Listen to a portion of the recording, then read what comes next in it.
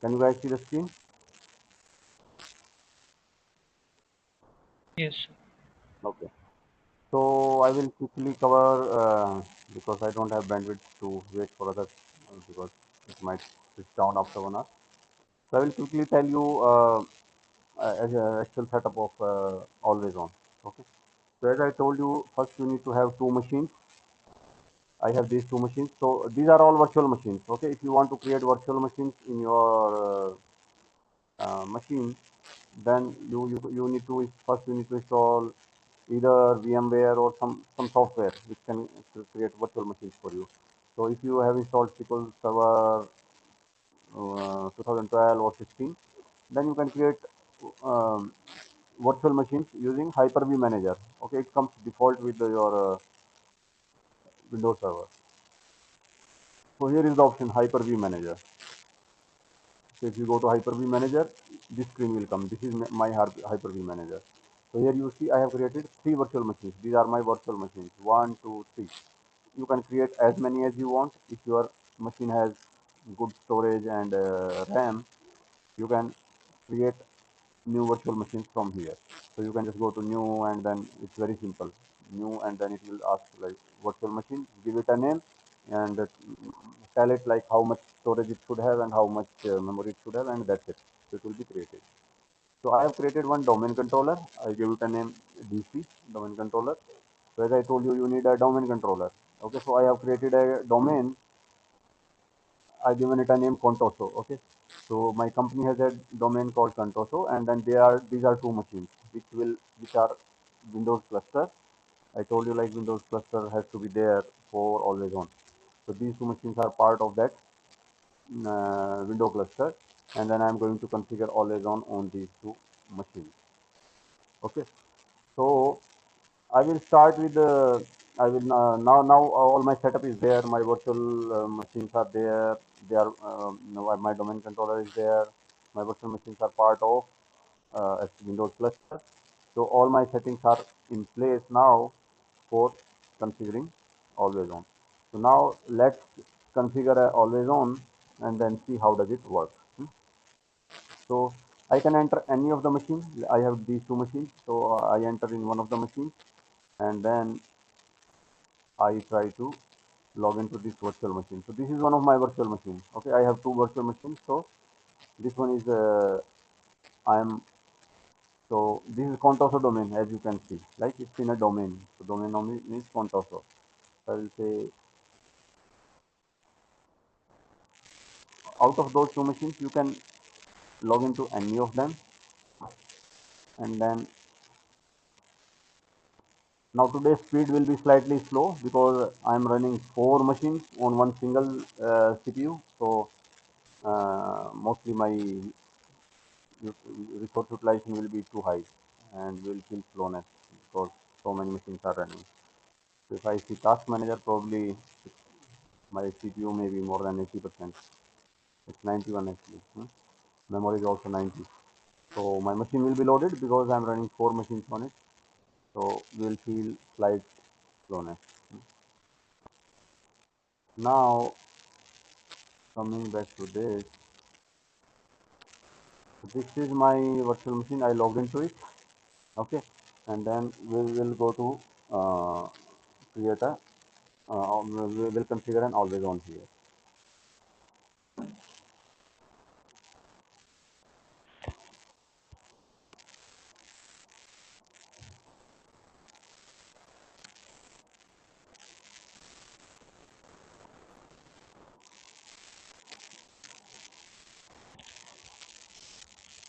Okay, so let's connect to the SMS from here and then see how we can configure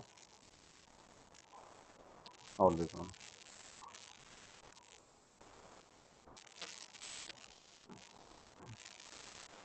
So since both machines are in window cluster, you can go to any of the machines and from there you can configure it.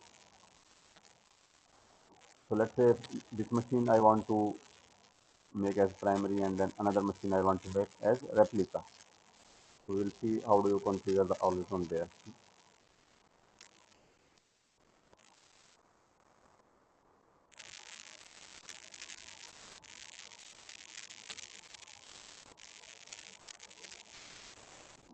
So it will be slow today, as I said. Like, so we need to be a bit patient.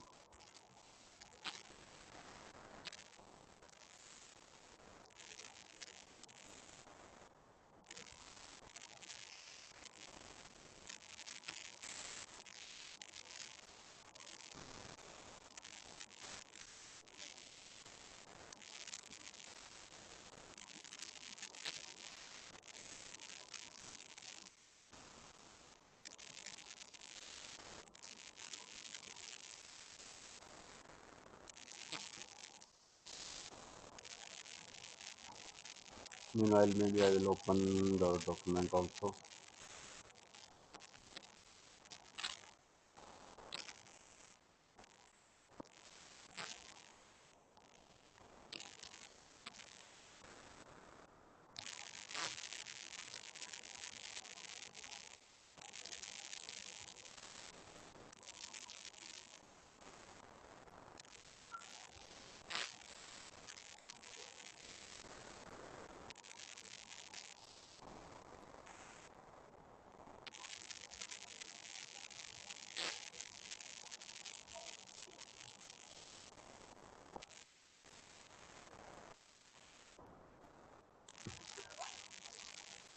Let me close the necessary applications because we are already very slow.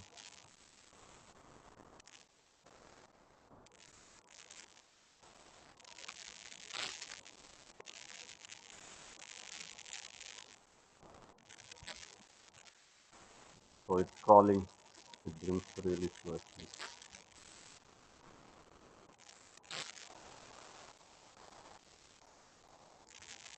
You will find it difficult actually to test all these things on your machine. The reason being, first you need to have operating system Windows Server, which mostly you will not have. Most of us have like either Windows 10 or Windows some other version of. So you need to So change your Windows Server means just Windows Server. Windows Server means the operating system has to be Windows Server. Like currently your operating system might be Windows 10, right? Yes, sir. So Yes, you sir.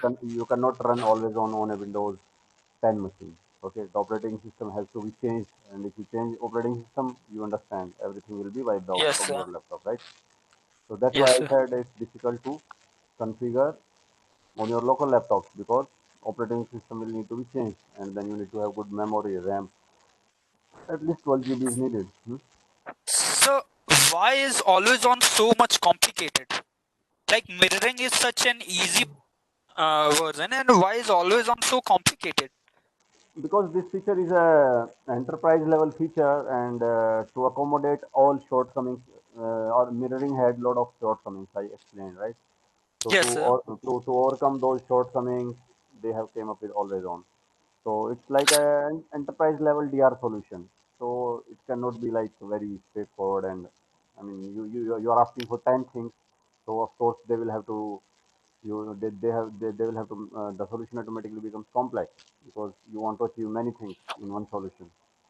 Yes, sir, but they should think because even before always on, mirroring was working as an enterprise level solution for many of Yes, the companies. right. So always on should be some So like see, once this you is very configure, yeah, so once you configure it, see, it's not complex actually. I would say when I'll configure it, you will see it's not that complex for implementation yeah, point of view. It's just that you need clustered servers. That's a prerequisite for it. yeah. So those things has to be there. I mean, the solution is built around that kind of environment only. Okay, So sir. you cannot help. I mean, you cannot say like why you are not allowing Windows 10 to have always on. Okay, sir. Maybe down the And sir, line they come up with something, but currently it has to be Windows Server. Yeah. okay, sir. So the virtual machines which we are using, it could hmm also be means hardware machine, no? It could also be hardware machine. Exactly. They all just need to be in the same domain, and that's it. You really don't Okay. need virtual machines. And of course, all these virtual machines should also have Windows Server 2012 operating system. Okay, sir. Now it's like very slow, too slow.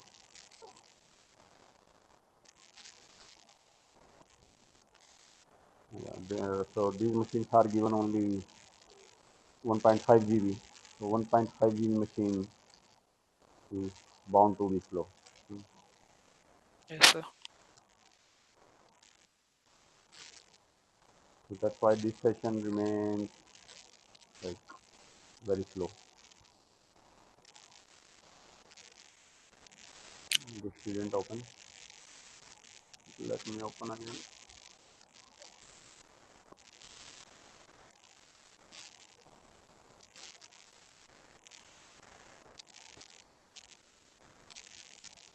Not even opening.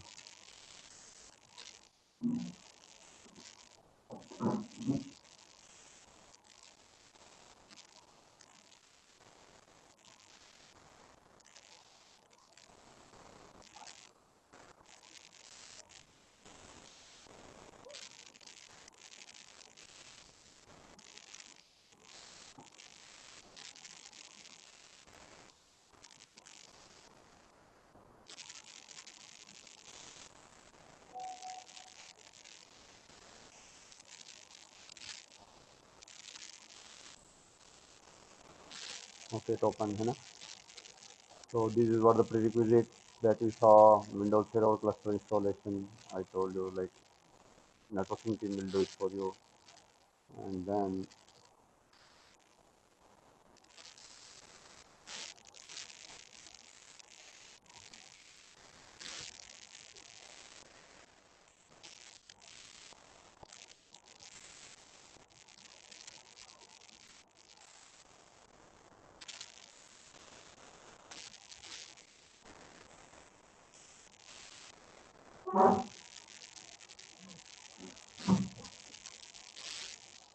this is about how do you configure Windows clustering. So that's networking team part actually. And this is, I showed you like how do you enable always on. First you have to enable it, and then this is how we configure it. So we have to cover this part today. Hmm. But we'll be able to cover only when things run. This is even more slower today actually. I mean usually it won't be that slow. Let me close two things.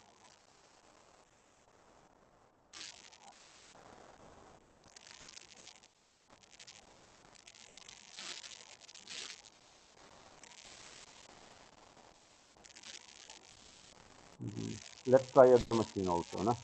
Let's try to connect to other machine. Let's try to connect to oh Hyper-V manager we need.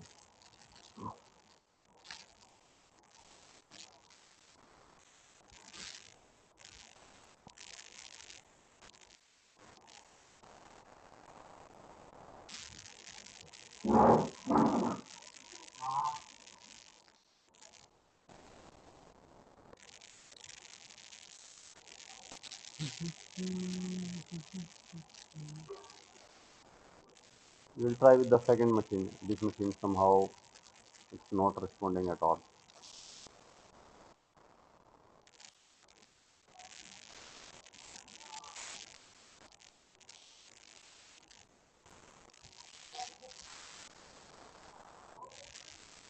So this is my Hyper-V and I'm in VM equal to 7.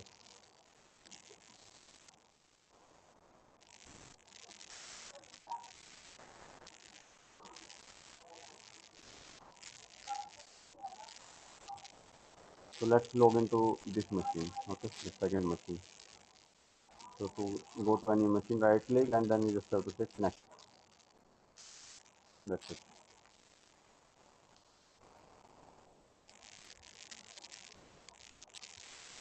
Okay, it came actually, na? It came finally slowly, but still I don't see the windows to connect. So it's coming, but as I said, it will be very slow today.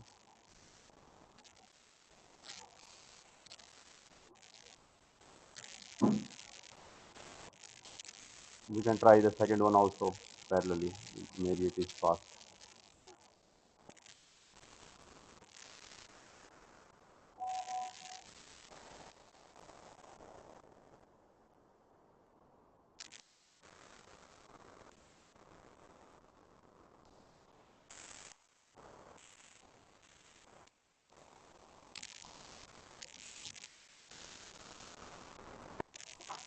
So I'm logging into the second machine,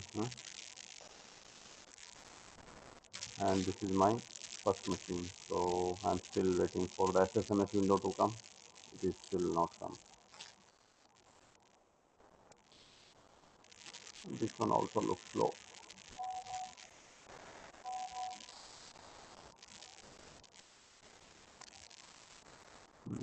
very slow.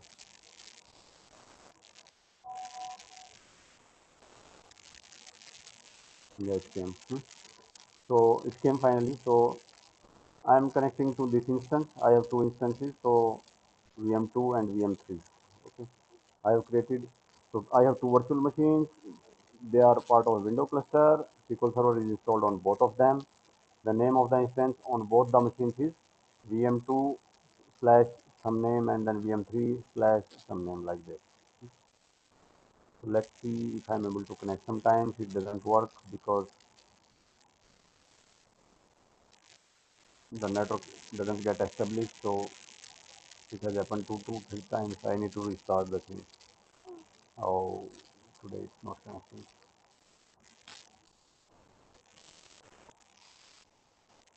Let's see VM2.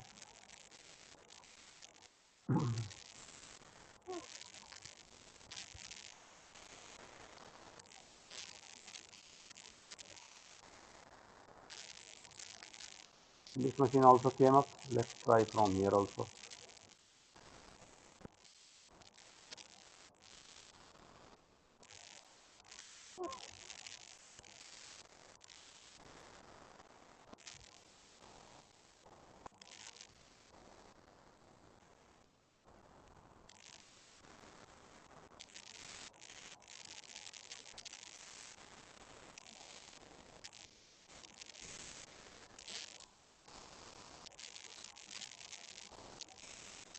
Okay, this time I think it is connected.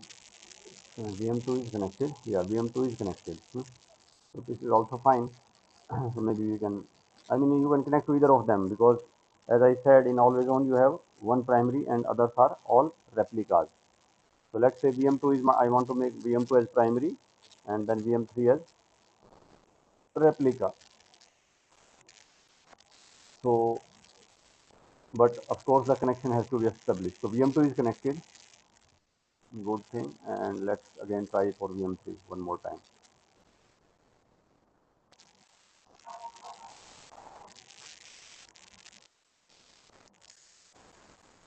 Yeah, this time it is connected. Okay. So we are good. We have both our VM2 and VM3 are up and running. And then VM2 I want to make primary and VM3 I want to make secondary. So let's say the first thing is your database should be in full recovery model. Any database which you want to make part of always on. So as I told you, like you have to, you can have multiple databases as part of always on group. So I will just give you the demo with one database, and same goes for two database, three database, 10 database. Doesn't matter. So I will just create one database with the high available the recovery model as full, and then we'll configure always on with it.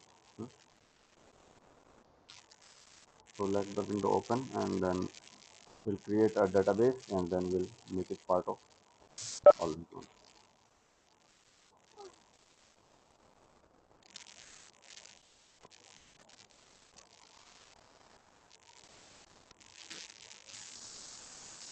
Good morning, everyone.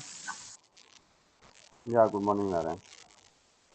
So we were just creating a always on, Narayan. I mean, I've shown you, maybe you missed some part of it, so you can go through the video. I've shown like the virtual machines that we have, we made connections to them, and then I have one server VM2 slash something, and I have one server VM3 slash something. So I want to make VM2 as primary in my always on and VM3 as my replica. So we were just trying to configure always on between these two servers. So I was going to give an example of one database. How do you make one database part of a always on configuration, and then same way you can do for two database, three database, 10 database.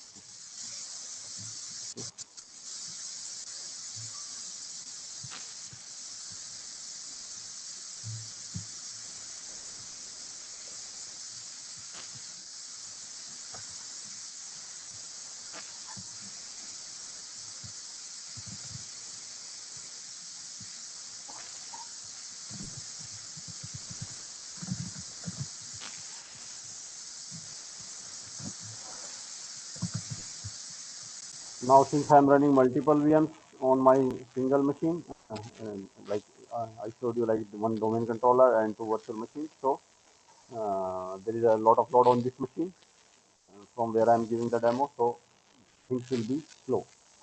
So that's why you see, like I just clicked on expand database and it's taking so long.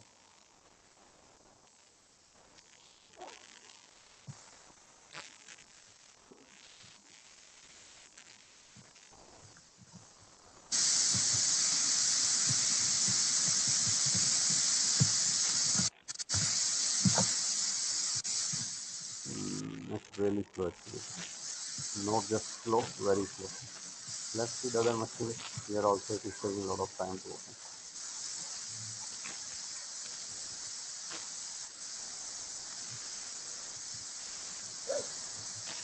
So we need to wait So, until this comes. so can you explain something about domain controller? So domain controller is normally like, as I told you, like this machine is in Contoso domain, right? You see Contoso. So domain controller is a machine which controls your domain. So you create a domain. Let's say your company name is, let's say HCL. Okay. So maybe they create a domain for themselves and they call it like HCLD, for example. Huh? So any employee that joins HCL, their Windows ID will be created like this: HCLD slash Abhijit, HCLD slash Amit, HCLD slash Suresh, like this. So that domain controller is like a machine which controls the entire domain, and whatever new machine is added in the network, it is made part of that domain. So adding a new machine to a domain, removing it from domain, all those things are done from the domain controller. So domain controller is nothing but a machine that is used to control the domain plus add and remove the new machines in that network whenever they come. So it's just that, like a machine dedicatedly for domain.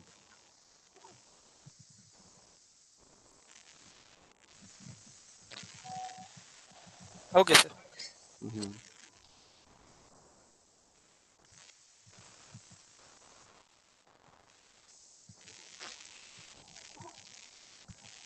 Okay, so this window came. So let's create a new database. Create, and let's call it,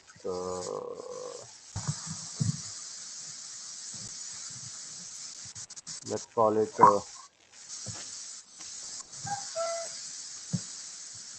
what happened?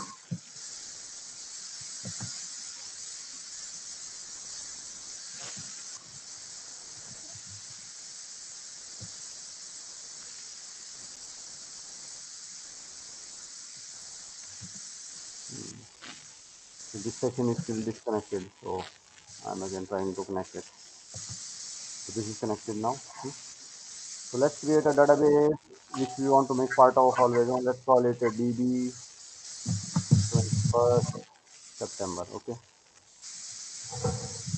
This is my database name, and then I create it.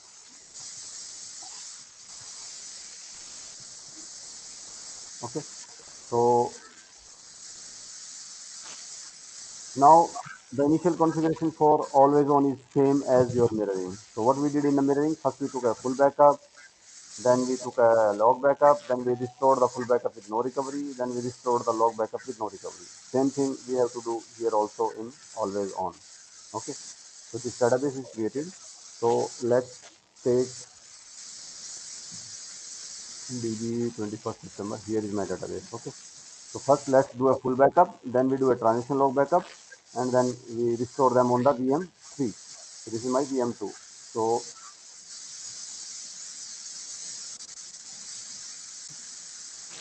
maybe I will just write a command. Okay, so that probably will be faster rather than UI, because UI is going very slow. So I will just see what is my directory structure, and then I will backup this database.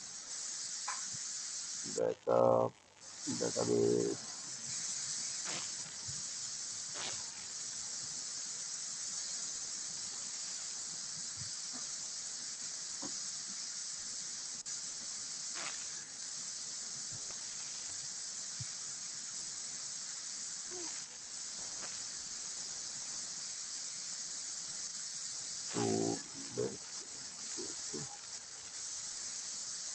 and then we can give some path. So let's say I want to take it on C, and then let's say I want to put it in temp, C temp. Okay, so I'm giving here C temp slash dot BHA. This is my full backup. Okay, so I'm doing one full backup, and then I will do one more log backup.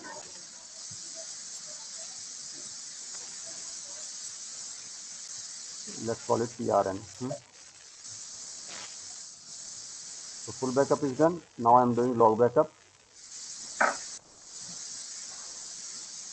In C temp, I did two backups, one full and one log backup. Okay, so here are my backups. अरे यार उसके पैरों को यार मत छूटा करो तुम लोग 2-3 दिन So I will copy these backups now to my, now I added the backups of VM2. Now I need to copy these backups to VM3. Okay. So either you go to VM3, whatever way, but mostly since both machines are in the same domain, so there will be some folder which is accessible across both machines. So let's see if VM3 is shared, if some folder of VM3 is shared, and I will put my backups there.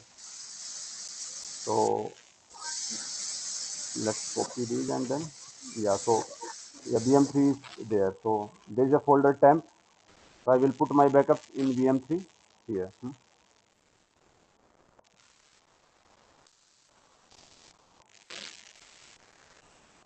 So I copied my backup to VM3.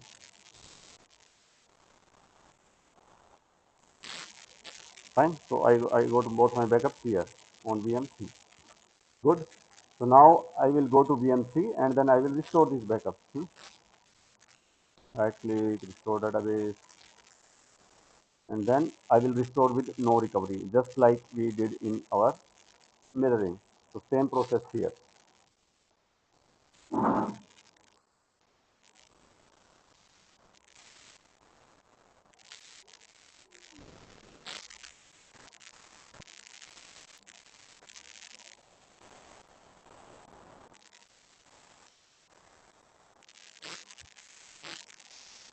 UI is very slow. Probably I should have written the command.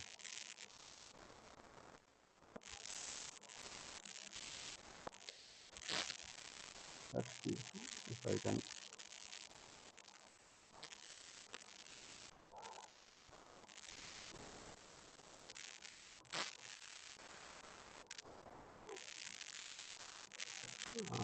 Just a name. It opened fine, so maybe you can use it. And then you give the path for your backup.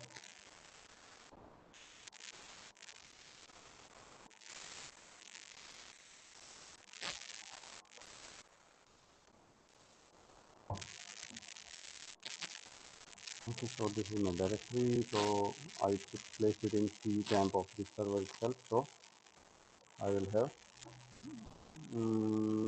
what was the name of our backup? DB20, what name we gave? We gave it, what was the name? I forgot the name. DB21st September. DB21st September DHA.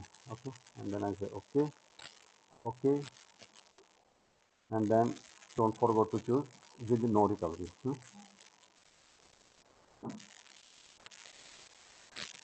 So all this preparation we are doing is for always on, right? I mean, we want to configure, that's why it was stored with no recovery. And then I say okay. Then I will, what, restore failed, why it failed. The program file, blah, blah, blah. Okay, so the path that it took, okay, it took the path of VM2, so we need to change it. So maybe I will make this also as C temp, okay. Just to keep it simple, I will put my files also at C10.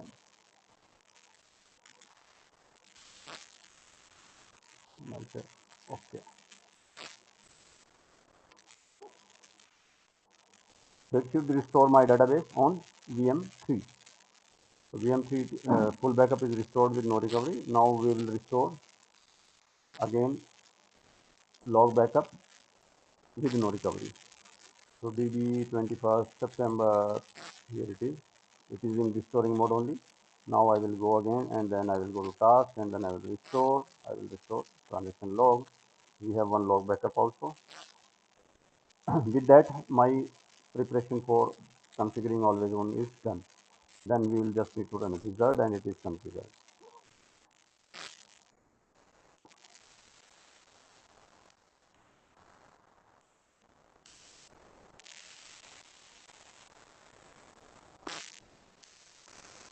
So I will say, I will specify the path for my transaction log backup. It is again in CTAM. It is again in CTAM DB 21st September.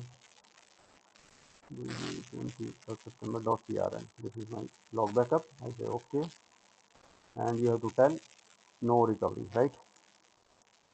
Restore with no recovery. This is important. Otherwise, you will not be able to configure it. So both my full backup and log backup are restored with no recovery. Now we are good to configure always on for this. So to configure always on, you go to VM2 and then you go to always on hide availability. This is the folder. Here availability group. All your database availability database groups are inside this. So you can create a new availability group here, like new availability group wizard.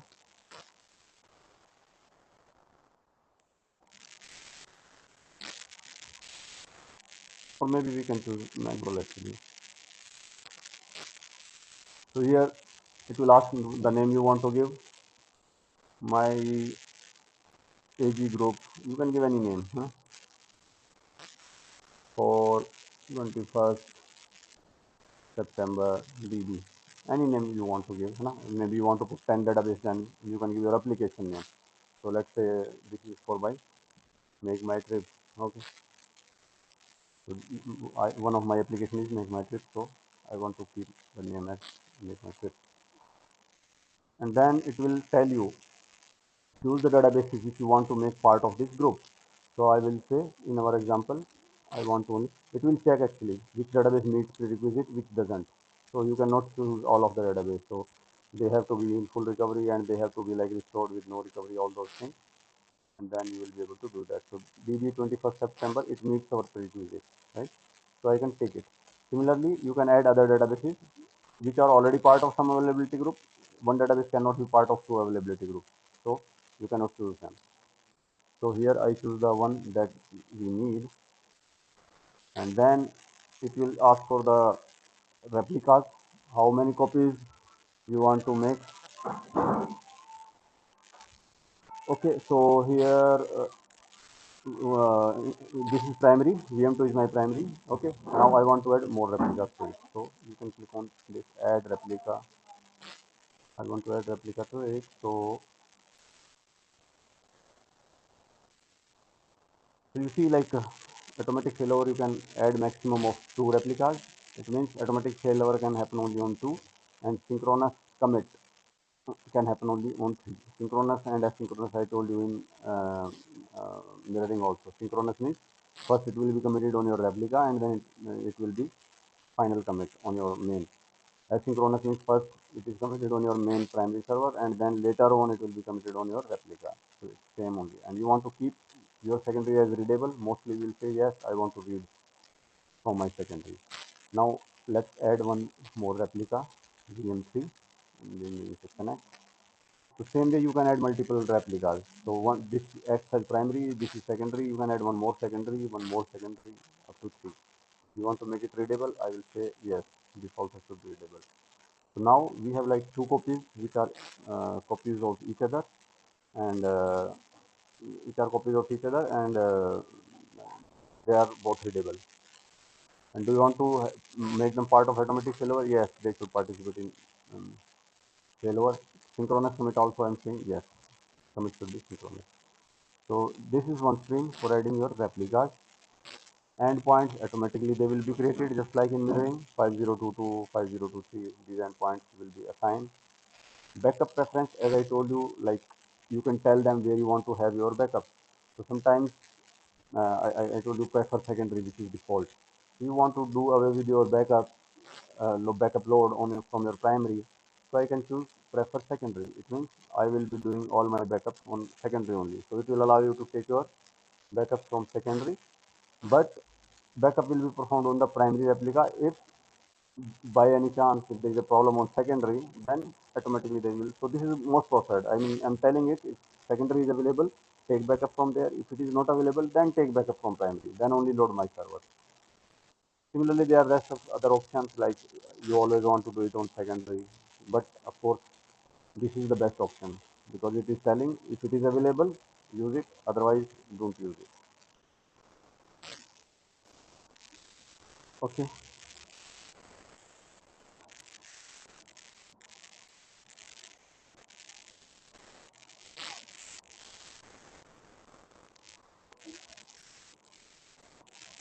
fine. So, and then listener IP, this is what I told you, like you can give an IP which will be, you can create it now, or you can create the availability group listener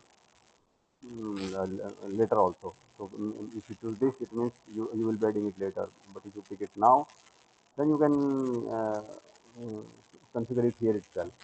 So you can add the IPs here, like okay, which IP you want to give it. So whatever IP, like some IP you will give. So this become my listener IP. Okay, all my applications will know only this IP. They don't care like which is primary, which is replica. It all cares is this IP should be available. And then some port name and then DNS name. ये sir static IP and dynamic IP में कोई problem तो नहीं आती है network mode में? Static, इसमें दो ही ऑप्शन है, स्टैटिक और DHCP. I don't know what is DHCP, but generally हम स्टैटिक IP ही लेते हैं.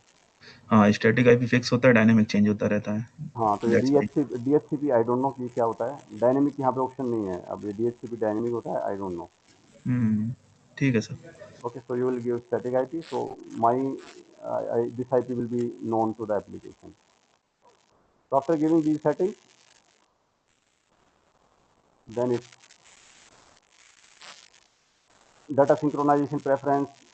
It's saying like you want to join only start data initial synchronization. It is asking. So I have already done initial synchronization.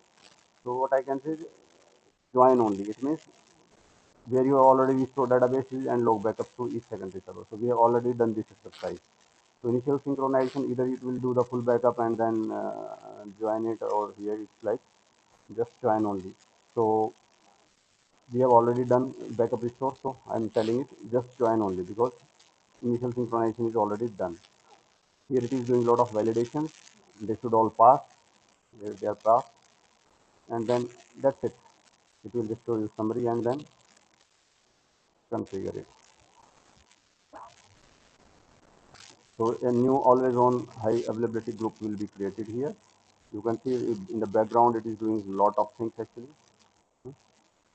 And if everything goes successfully, your always on is configured. So as you see, like initial preparation is time consuming, otherwise it's a straightforward wizard, right? Just click next, give your backup preference, give your listener IP and a few things. It's all mostly they have made it UI based.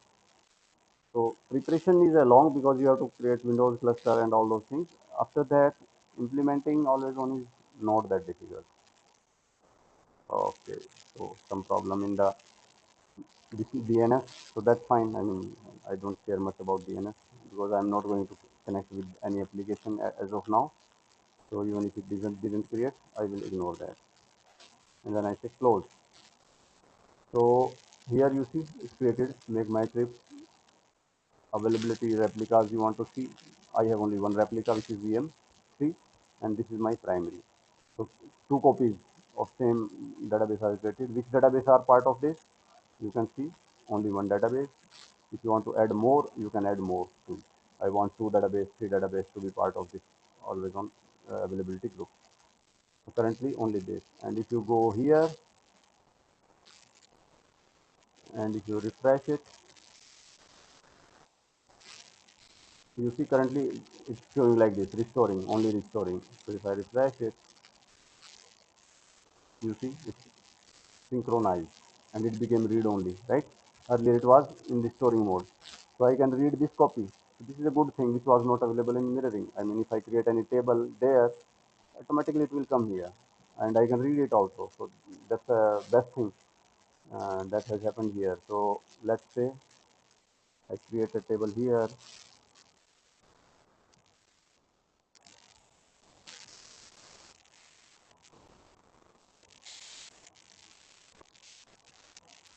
Immediately it should be available. I'm creating it on VM2. So immediately it should be created on my 3 also because I chose synchronous thing. So if I refresh it, immediately it should be available. T1 to 3, right? Automatically it came. So that's the beauty of it. Immediately things are available and they are synchronized, and then I can read them also, which was not available in mirroring. I was not able to read. So this is how you configure it and this is how it works. Now, how the automatic failover works. Currently this is primary, and if you see, this is secondary, right? If you see the always on high availability, this is secondary. This is this is secondary. So what will happen if I shut down this server? I mean, for any problem, the VM2 became unavailable. Crash happened, network went off, power went off, hardware failure, anything which bring down the VM2. So just like mirroring, it also has automatic failover. It means automatically VM3 will start taking all the load on the same listener IP and it will become my primary. Currently it is secondary. Automatically the role will switch. And just like mirroring, when you fix this VM2, automatically role will not change. You have to manually change them back. You have to again do a manual failover. So now let's see if uh, actually the roles change or not. So this server is now down. Okay, so this server is now down. It stopped. It's red now. And then this was secondary. Now let's see whether the role swapping happened and then database. You see, it became automatically primary. And if you go here, here also it was synchronized. Now if I refresh it, it should not be synchronized now because database is not available. So you see, DB21st is still showing synchronized. Let's refresh one more time because it should not be synchronized now. It's not able to synchronize to the replica. Replica is not available. So maybe it will take some time.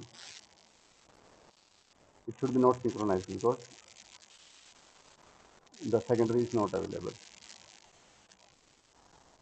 Maybe it will take some time. So this is how the role swapping happens. So it becomes now primary. Now what if I fix this and then again it is available? Once it is available, as soon as it is available, the synchronization will again start automatically. So wherever it stopped, from there everything is taken care by SQL Server. So it will now remain secondary only. It will not become primary. So now I should be able to create some table in this second data in my secondary one. Otherwise, they are read only, right?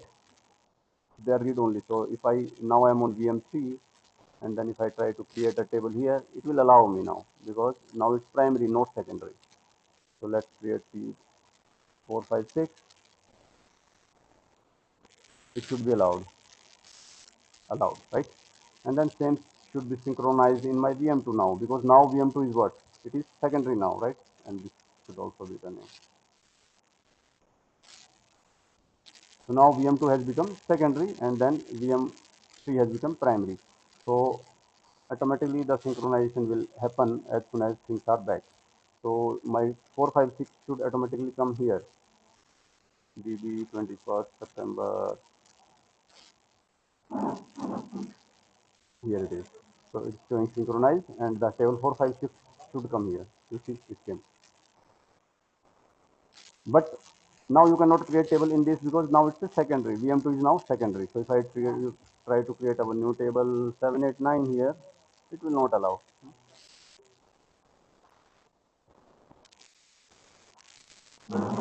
So you cannot change data on secondary because database is read only. Now this is how automatic failover works, how you are able to read from the secondary replicas. Now if you want to make VM2 again the primary, you have to do manual failover. So let's see the manual failover also before the machine shuts down. I will go to this. Okay, this is my primary, and then you go to your dashboard. There is a dashboard for it. So it's a good dashboard which will show you health of all your servers which are participating in always on. So you can see which one are fine, which one are having issues. So from here you can swap their role. So here you see VM2 is synchronized, everything is good, all green. So they are in good condition here. So if you want to do a failover, you see here role it is showing VM2 is secondary. Now I want to make VM2 as my primary. So start failover wizard. So this is from where you can do the manual failover. So it will just tell like it's a planned failover and I'm doing it manually. It will just swap the roles. That's it. So it's saying VM2 and I want no data loss, all those things, and then you just say next. You say connect to your VM2 and then next and finish.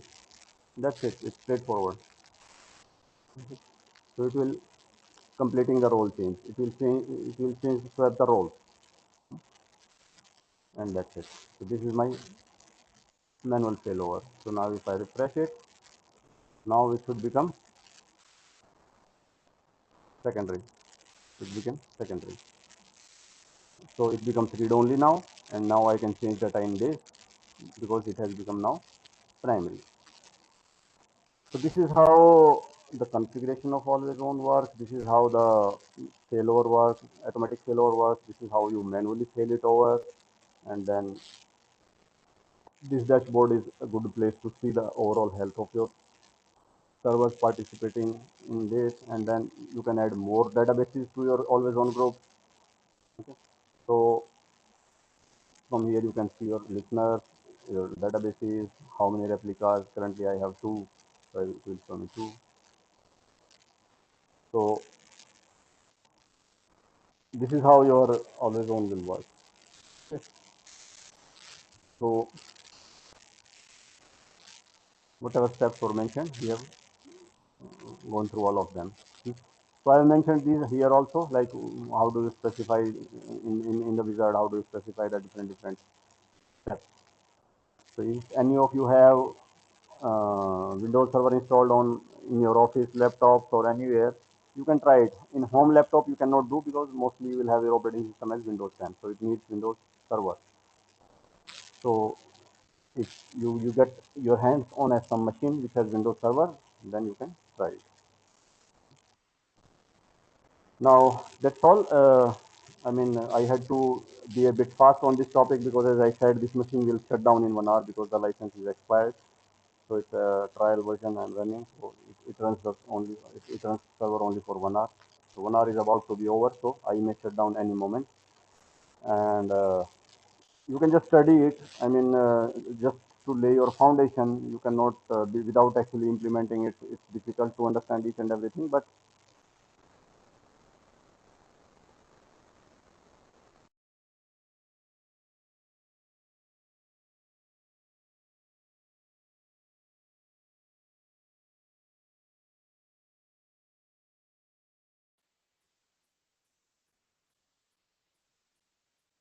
So voice is not available.